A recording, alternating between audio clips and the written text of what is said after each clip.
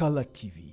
Kalatvlive machiegni pacho ma e odwa.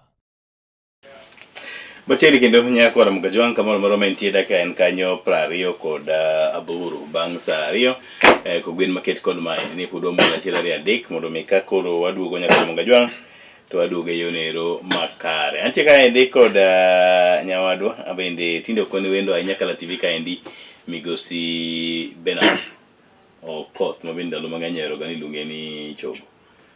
Wantie kode kaka kawuono winjo ko dhier no to kalatvlive ni un to digital makata microphone onge thanks ni fwambo en kamano beno yawre yawre just mose to ngama kuodhi monjo kelo sodu ni weche pek ji kuodhi dala disa ka piny gozo riwase mang'eny mo wari shock mana gi jotendo mai county kaka but it no chiwo pesa pesa mobilization yes okay hold it at that piny luo bang' romo manyo bedo go Sunday kendo nyo pake ni Sunday id kata kanyena wuoth kata gitiendi bi ibi makaki biro in mitimo nade ok wadwa dewo kaki biro kati biro yamo kati biro gi pi kati kalondara kati idho kanyena kati idho tinga jito no biro ben ko wach dir manyo sai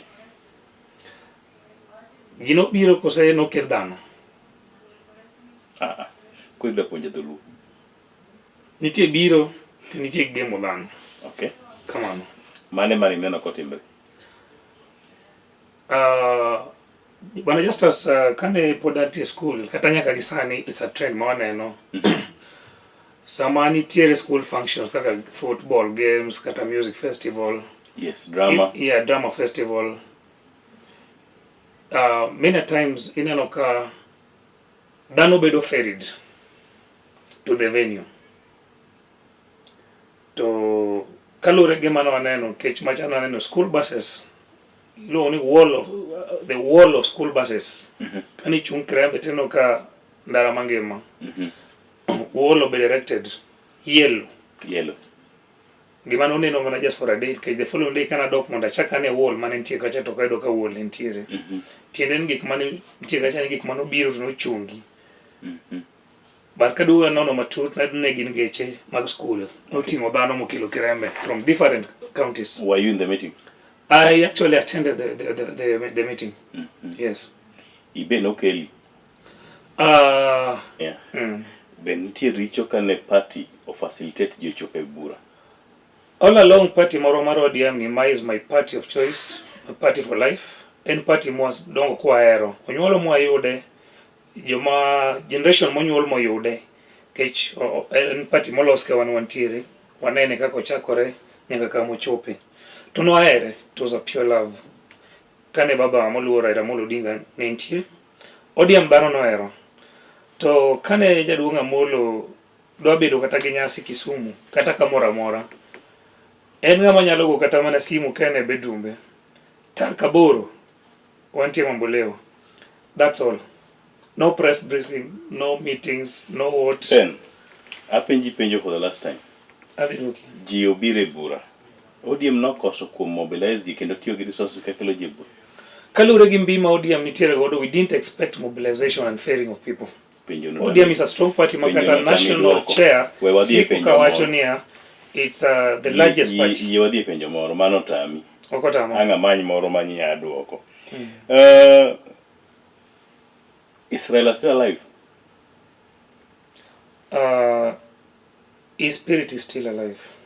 Raila mawuotho gi tiende manu wang'eyo makolungo bura to nikoro we use will gi Raila Amolo Odinga. ODM machinery mano chako ni en gima dhano noero. Okay. Ma ang'eyo ni dine bed gi good structure kata mana winjruok within the party wrangles moko mancha okowuoki dhano dine podoero ODM ne podi kapo nitie organization kata coordination moro matimore dhano ne dhi wuok podi gihera mane gintiere kodo mane giergo Raila Amolo Odinga. I'm asking a question. An Migori wuotho gik. Yes. To oluong rumo mar chama Kisumu tagombo biro. Ta Migori nyaka Kisumu sani en pesadi on a public meet. Roughly 1,000 bob. Roughly 1,000 bob. Ta onge go tagombo biro. To mheshimiwa Beno jola mondo mi abi. Kendo ngisa ni ka walofu ni idho gari. Chake ka walofu ni angi mangi michamogo. Makosa ni kani.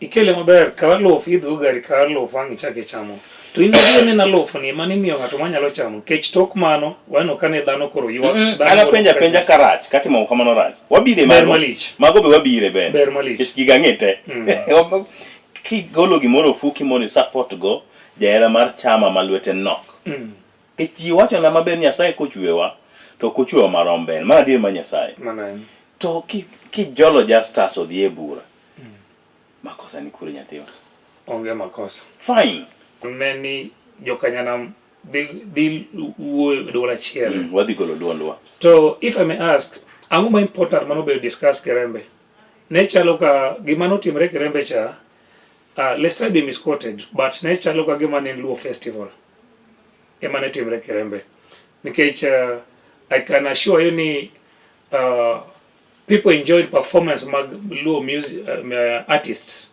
more than the conversation mane leaders manomi chance mondo los gijo pay nentiere godo because if I may ask some of the leaders who have caught an opportunity to address the crowd there's nothing important manegi wacho take an example of ngatoka governor ma Migori Uchila yako kano mi na fast mondo los Oganda I expected mondo outline serious points gik manyalo rewo joluo he ended up telling us about Sinakuru Kukulubanga and above nothing important, nothing significant. Manyalo mulo ngima japiny, ma can transform. And in most cases, that's what I always say, if these people are given chances, national podium kailo, negi majo moko, so tension nengeng. To besides, politics, mabenda wasebedo, goro wase introduce mabenda wachun muluora ila mulu dinga noko ya Romani politics. Yes. Ikaw a group of people, timi yogi pesa, this group now feels like they are entitled. Gintegi followers, kuro they can disrupt your meeting any moment. A main dance kamanwa beti, leaders were not at peace. So, and this I'm saying they that are not at ease. Yes, this is what I mean. We didn't have majority of us didn't have time. Maruin your resolutions. What was happening at the dais? At the dais, some of us one the media dais culture. Yes, which was horizontally directly opposite you guys. The main dais. And we were seeing how you guys were behaving. Yes, there were people were not at peace in that dais because for lack of a better term, maybe gilongore ni mbogi. Nintendo ginoyudo access to the pesa Peter Nyamnyumu wuogi. Chochi nentiere kanyo manen dhirruok ma dhano ne onge kwe. Simba Rati tried. Having people out. Every time now penje na nguma timbe dais unokochung to wacheni kila mtu chini. Diocese was messy and it was horrible. Yes, you guys were no longer honorable. And that's why I'm saying resolutions kata give man all the team kanyo more important. Dhano no ko godon kech koko nengeng kata chochni nengeng moloyo the main theme mar event manentiere Kirembe. Toke kanyo kane jotelo seneno kam thindo gi koro access dias. They are being driven by these small monies. You know ka kech already samise ka pesa mi keto kanyo kama dhano ngenge. They'll scramble. Okay. Iwinjo. Yes. To harakati no ngenge. They'll scramble. Okay. Iwinjo. Yes. To harakati no manyalo yudo katime moko ma bende you didn't expect. Neno. Yes. I agree with you. Inge buramoro nyobedo buramoro nyobedo sports ground just 2 or 3 days ago. Madja boda. I don't know whether you heard about that book. Yeah, I heard about the empowerment program managing Teregodo, Manobedo organized gi Jacob Ogamba. Being a chief guest, no we ni bedo. Kendo no kaw nyikal emubedo representative. My guest. Up to including PS Raymond Omolo. My is in charge of security. No kobiro. Korgi jared ojende ugi oidho nyaka wigari. Mora winjo ni poni osiptal nyaka sani kwa wuoyo. Gidwa idho wichopa. What can we do? Iwinjo kanya metanyo wuoyo wachni. Jotelo osibudo ka wuoyo wachni. Un kaka jotelo, you're the one brewing this character Koso. When you see people, my leadership are not in them are the ones forcing this. Because if you're a leader, walk like a leader, do everything like a leader. How you portray even yourself is very important. To bedogi hecklers a bangi does not mean you are now loved or you are superior. To manage Machando is confusing majority of the leaders. But that kind of leadership would accommodate ngata. You also bringing the sheer factor thing. I'm trying to look at it. Are you trying to mean this year is the best? I'm not trying to mean says the best. Having a leader was neutral in this ground. Yes. No konyo ma take more compared to what we are seeing at the moment. Yeah. I think that makes sense anyway.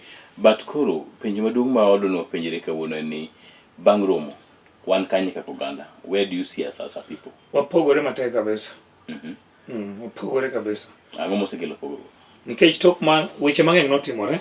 Achiel anyalo wuoyo kaka mana kendo pes mobilization emo ketho joma Oganda. Ing'eni kamoro ma money is involved definitely kelo division. Okay. Pes kano bedo released ero kaka bedo alluded. Mane ming'eyo pesa mane ming'eyo maler ming'e wachne mar chama.